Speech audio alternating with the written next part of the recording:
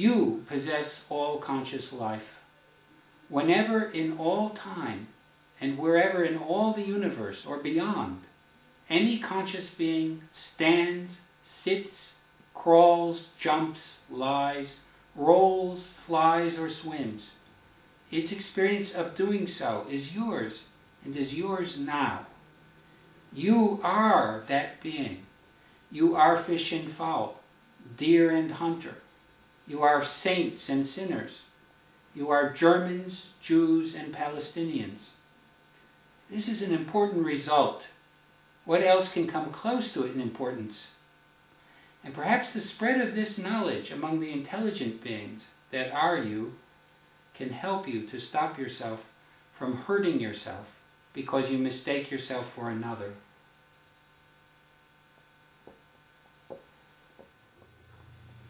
Hi, my name is Arnold Zuboff. I teach philosophy at University College London. For many, many years I've thought a lot about the question of what makes a person that particular person as opposed to somebody else. I know that it sounds as though there might not be very much to that, but in fact philosophers have debated it for hundreds of years, and it's still extremely controversial what the answer is. I want to try to give you the answer. I believe that the answer can be established through some very simple basic considerations about probability, strangely enough. Let me start discussing the probability through using an example that I have right here. Two sets of beads. Here we have 25 red beads. Here also are 25 beads, but only one of them is red. This one over here. Now, if I selected a bead at random from this set of beads, you would expect that it wouldn't be the red one. Its being the red one would have the probability of only 1 in 25. Whereas here it would be certain that it would be red one. I can use these simple facts to reason about things that I can't actually see. Let me use this example. Suppose somewhere away from me, out of my sight, this urn has one of these sets of beads dumped into it. Let's say it was this one with only one red bead. The urn is brought back to me without my knowing which set has been put into it, and without my seeing them, I reach in, stir them up, and select one. Not very surprising, is it, that it's not the red bead. There's only one red bead in that set. Whereas, I won't bother to demonstrate this, if these red beads had been dumped in instead, I would have had to have taken out a red bead. Let me try taking out another bead from this. Oh, even that one's not the red bead. Again, hardly surprising. Now here's what I mean about being able to reason about things that I can't actually see at the moment. Suppose again a set of one of these sets of beads had been dumped into the urn returned to me without my looking in. I reached into the urn, and what came out was a red bead. Now I would know that if what had been put into the urn had been the set with only one red bead, what had just occurred, the first one I randomly pick out from the urn, being red, would have been something very improbable. Not impossible, but improbable. Now I think it would be useful to extend this case that I was talking about, complicate it a little bit, and involve you in it. You're going to be the one who has to employ this sort of reasoning in the little story I'm going to tell. Imagine you've been induced to sleep by a hypnotist, and you're going to remain asleep unless a certain thing happens. That thing is a red bead being drawn from this urn. If the red bead is drawn, you will be awakened. If not, you'll remain asleep, and sorry, but for the sake of vividness, let's say you'll remain asleep forever. So you're waking up, being part of the world, being in the world, feeling that you're in the world, is going to depend on a red bead being drawn from this urn. Now let's say further that what's done is one set of beads, these two we've seen and talked about, is going to be dumped into the urn. Now, either the set of 25 beads with only one red bead, or the set with all red beads. Well, suppose you do wake up, you're awakened. You know then that a red bead was the one that was drawn, the only bead, let's say, that was drawn from the urn. What can you reason about which set of beads was put into the urn? Well, the reasoning is the same as before, isn't it? Your waking up would have been 25 times less probable if what had been put into the urn had been the set of beads with only one red bead, because your waking up depended on a red bead being drawn. So you can reason that it's 25 times more probable that the set of beads that had been put into the urn was the set that was all red, and you can reason that on the basis of your being awake, knowing its connection to a red bead being drawn. So you can reason this way. You can think, well, it's improbable that something improbable happened, that I awoke in that improbable way. So what is probable is that I awakened through the drawing of a red bead from the set of beads, all of which were red. Well, let me talk about this kind of reasoning in a slightly different way for a moment. Perhaps it can help us think about this if we look at what is sometimes called Venn diagram, representing the sort of reasoning involved. Let me draw two circles.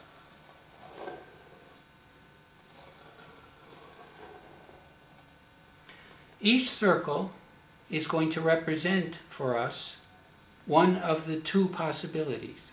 Possibility that what happened was you awakened with a red bead drawn where all the rest were not red, or the possibility that you were awakened with all red beads in the urn and a red bead naturally drawn.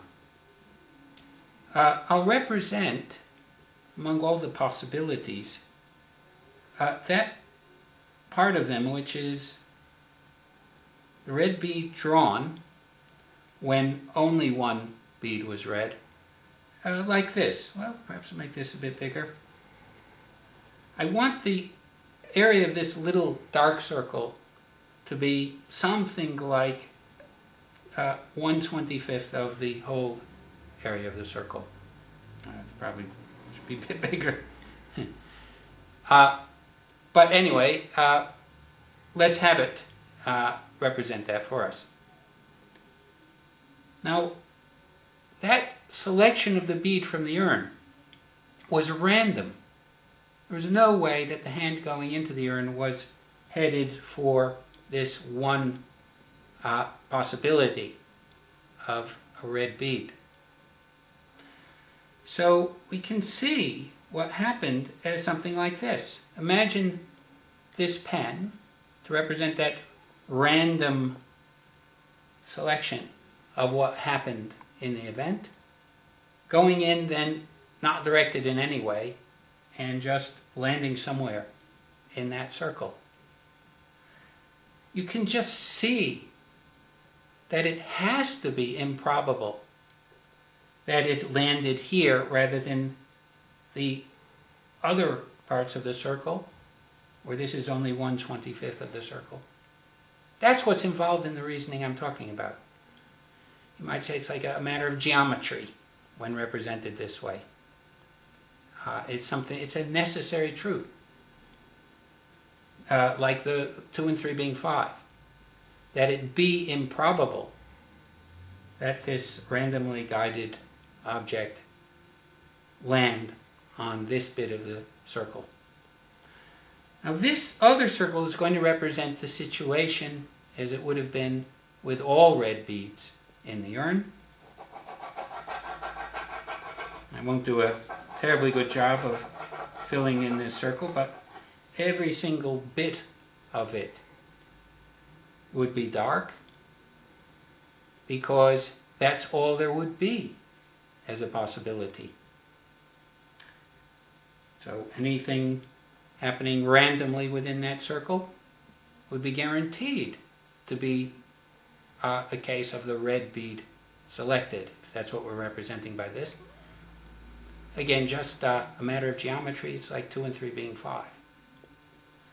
The comparison we can make between these two possibilities of all red beads, only one red bead, is like a comparison in geometry between areas of parts of a circle. I want to emphasize that what we're talking about here is like mathematics. It is mathematics. Well, let's then once again describe what you would be entitled to think, having been awakened, knowing that your awakening depended on a red bead having been drawn from the urn, and knowing these other aspects of the situation, you would be entitled to think that it must be improbable that there'd been only one red bead in the urn, because something improbable would have to have happened if that were the case, and it is improbable that something improbable like that happened. Now I think we're ready to move on to that big question that I mentioned at the beginning. Question of what you really are, who you really are. Well, the ordinary view of who you are makes it very improbable that you now find yourself existing, that you find yourself conscious, awake. How is that? Well, consider just one part of it, which is your conception. When you were conceived, there were, conservatively speaking, 200 million sperm cells involved in that conception. If one had made it to the egg, other than the one that actually did, someone else would have resulted, a potential brother or sister, not you. You wouldn't be conscious now. You wouldn't be in the world. You never would be. You'd be asleep forever. But you find yourself awake. So your being awake on that ordinary view is an immensely improbable event. Far more improbable than picking the red bead from among the 25 where only one was red. Let me represent this improbability once again in a Venn diagram.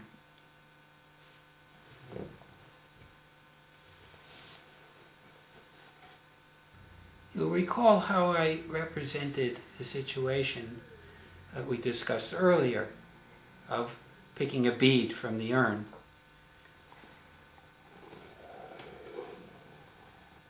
I drew a circle that was meant to represent all the possibilities, and then shaded in, or tried to shade in, 1/25th of the circle to represent the proportion of those possibilities that was picking a red bead.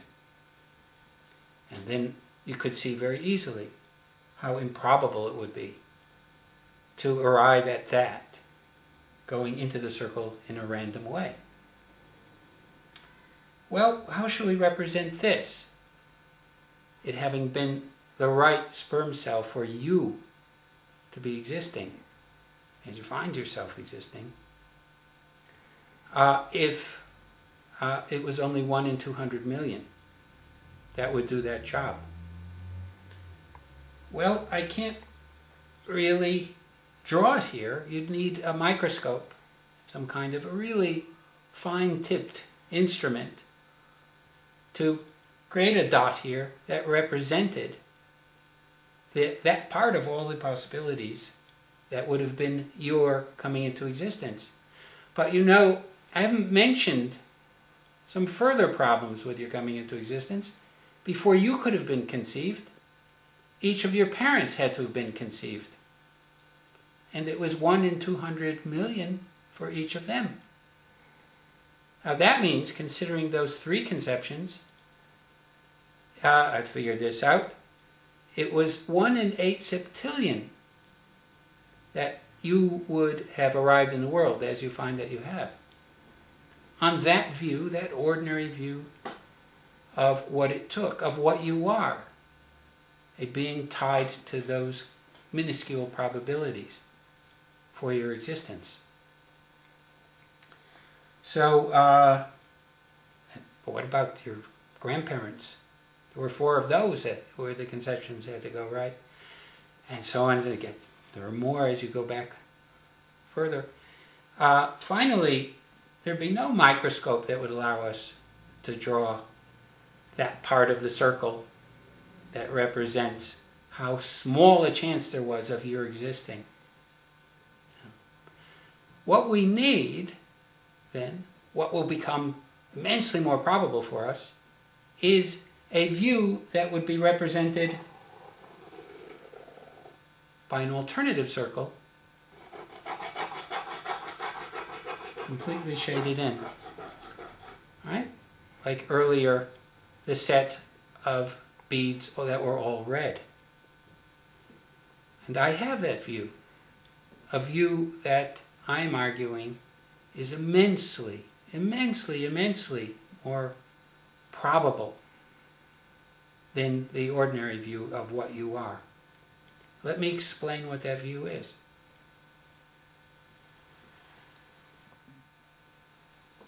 So, who are you? What are you? I think we can come to see this if we focus on the question, what is it about the experience that you're now having, the experience of watching me and listening to me? What is it about that experience that makes it your experience as opposed to somebody else's? Now, the ordinary view has an answer for this. And the ordinary view's answer is that, well, there's you first. You come into the world as one being as opposed to many others. And because it is you, that being, any experience it happens to have is yours, just as any clothing it happens to have is yours. Right? So everything revolves around something about a being that makes it you. That's a mistake. It's like the tail wagging the dog. What is really the case is that your experience is yours for quite another reason. And its being yours is what makes whatever is having it you. Let me try to explain that. Think more about the experience you're now having and think about the question of what makes it your experience. Could it be any of the details in the experience? For example, if the colors were a bit different. If I'd happened to wear something different, so part of what you were seeing had different color in it. Would it have failed to have been your experience? No, certainly not. That's incidental, accidental. relative to whether the experience you're having is yours. And I think that applies to all the other details of the content of your experience. I mean, if you'd instead fallen asleep, instead of watching this further, and you are now having a wild dream utterly unlike the experience that you're having, it would still have been your experience, wouldn't it? The content doesn't affect that. That's not what makes it your experience. Well, then, as I said earlier, it seems as though something is you, something's making it be you, and that's what is making this your experience. Well, what is it? Think of your body, the identity of your body. Your body is a composition of certain atoms that could have been different in their identity. And the food you'd eaten over these years might have been different, not in kind, but in particularity. So you'd reach for that banana rather than the banana you actually did reach for. And the atoms in your body at the moment could be then a completely different set of atoms. Would the experience then have failed to be yours on account of that kind of difference? No. I think we could see that couldn't make the kind of difference you might have been inclined at first to expect it would. Right? But remember, we're out to prove that such features don't count in making it you. So all I want to do at the moment is describe the alternative. And the alternative says that no, your experience would be yours on account of something very simple in it, which is what I could call its immediacy, its first-person character.